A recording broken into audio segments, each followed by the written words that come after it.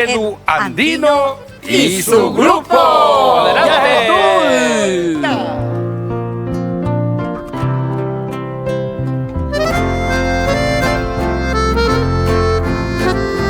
Muy lejos atrás, cuando el primer rayo de sol atravesó la oscuridad, cada nuevo color en el lienzo encontró su lugar y el viento empezó a cantar. La tierra roja recibió a las semillas de mandío y las azucenas saludaban con su aroma y fulgor. Surgieron tan bellas ciudades desde lo más profundo de la selva más grande.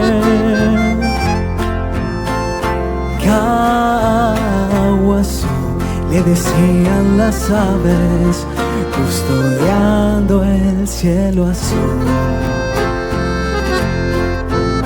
Sus calles llenas de color, el Tayú con sus flores las cubrió, y en el abrazo más sincero de su gente tanto amor se esparció.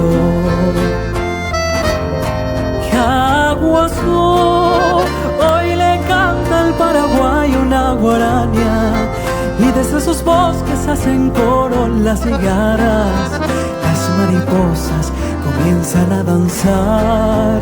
Narara, Caguazú, hoy resuenan las guitarras y las arpas y llevan su música a las puertas de las casas. La melodía que canta mi tierra en su esplendor, una guaraña. ¡Eso!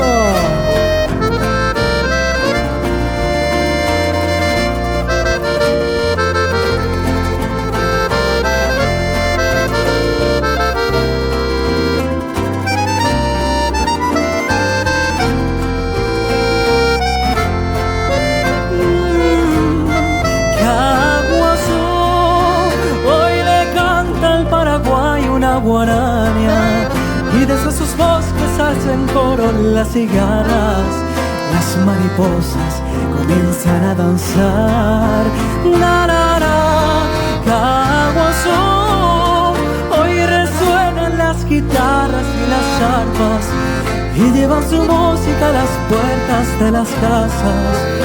La melodía que canta mi tierra en su esplendor, una guaraña. Melodía que canta mi tierra en su esplendor, una guaraña.